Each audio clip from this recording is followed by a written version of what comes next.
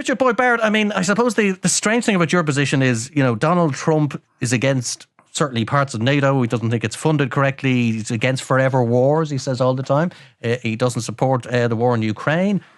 Exactly the same position as yourself. Not at all. First of all, no, but factually speaking, right? No, factually speaking, he supports Israel. And, yeah, okay. Well, no, but you see, you can't separate them out. This is a debate about NATO.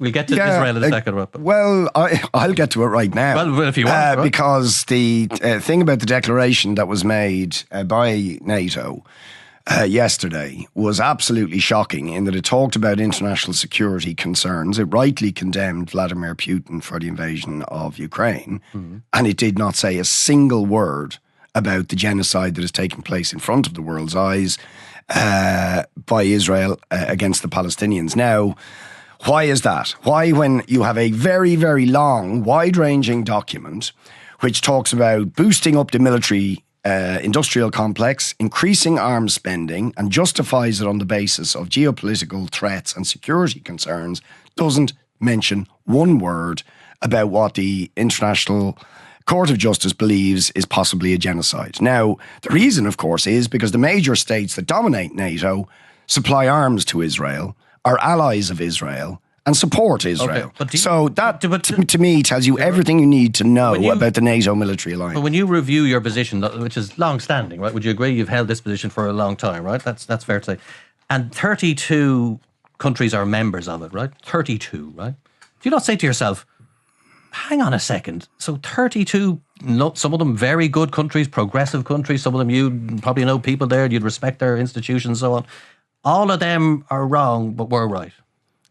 No, I think the world is a very... There's not never, for a second, let me just think this out. There's a lot of countries, some of them, places you would admire, are members of NATO. I'm always open to hearing people's views, but the problem is that I can't in any way justify the idea that NATO members, for example, account for 55% of all global military expenditure. 17 times more than Russia, for example. So they spend between them more than €1 trillion euros a year on weapons, and many of the states that dominate it profiteer from weapons and profiteer from selling those weapons all over the world, which are then used to kill people by lots of brutal regimes. Would you agree with providing this week air defence equipment to Ukraine? I'm not in favour of pouring weapons and arms into Ukraine. Air defence equipment this week, because Kharkiv has been attacked, Kyiv has been attacked. Well, I certainly defend the right of the Ukrainian people to resist the brutal assault. So they'd have to buy arms and military equipment, I think right? it's up to Ukraine to purchase stuff, and I'm not against them purchasing stuff. Okay, well, I didn't know that. To defend themselves. But what I am against is NATO trying to take advantage of the situation in order to expand its remit, to boost military spending and to escalate the conflict, which is, I think, what both Russia, and I'm against both what Russia is doing, but I'm also against NATO. I'm basically for taking a middle way of saying, let us sort out political problems through non-military means, not by... But if one of the parties has already started the military means, how do you do that? Well, which ones? You mean the Americans when they bombed Iraq or Afghanistan?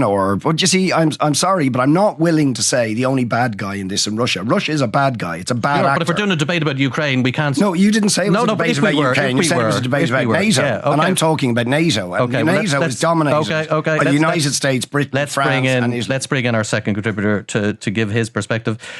Irish Army soldier, former defence analyst Declan Power. You heard Richard Boyd Barrett there, Declan. Yes, there is some part of it that is defensive, but a lot of it's about the military-industrial complex, and the hypocrisy of the organisation is illustrated in what's happening with Israel. Look, if we were to get concerned about the hypocrisy of organisations, we should pull out of the United Nations, we should pull out of the European Union. Now, all of these organisations are flawed in their own way. All of these organisations have their problems and need to be reformed and need to be monitored, as does NATO. Nearly all of the membership of NATO are also our European Union partners. I'm not actually. This isn't a pitch by me to say we should join NATO. I think it'd be far too difficult politically to push that boat. So that's not what I'm here to talk about. What I am here to make the point to your listeners is that The war in Ukraine has shown the need for a united front within Europe. It has shown the need for Ireland in particular to take its own defence and security more seriously. The integrity of our state, the safety of our citizens, all of those things need to be taken more seriously. We cannot engage in such an activity without help from partners. We cannot exist in splendid isolation. We already are supporting Ukraine in this war in our own way. And we need to take the time now to think about how to stitch together a bespoke form of defence cooperation with partners that have similar interests to us and that can supply the things, either the intelligence or the expertise that we need, and that we can supply a certain level of expertise and knowledge, given how we know our own backyard, at times that can be beneficial to them. It's a quid pro quo thing. We have learned since we joined the European Union that we function better in groupings and that we have benefited when we have engaged in multilateral cooperation. Okay. Just to go back to just one point, though, I'll finish up on this point at this point in time.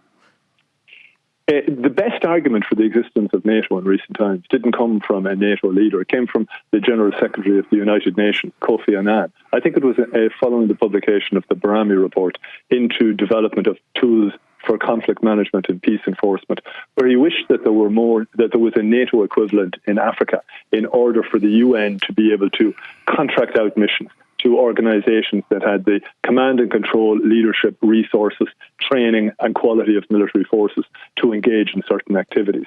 The current war in Ukraine, there is no doubt that the Ukrainian state would cease to exist and the Ukrainian people would be further brutalised if Europe was not playing its role in trying to support them.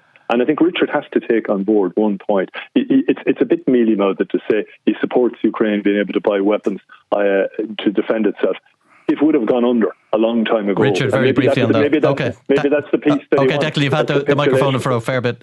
Richard, finally. Look, I find it ironic that most people in the world, including many of the people, now they've been forced to because of huge protests across the world, are saying what we need in Gaza is a ceasefire. But the very same people don't say we need a ceasefire between Russia and Ukraine. It's ironic. They say what we need to do is pour more weapons in. So I do not believe... But the Ukrainian people don't want a ceasefire. Indeed, and they should consider where this war is getting them, because it's not getting them very but far. But surely they would decide, not Richard Boyd Barrett.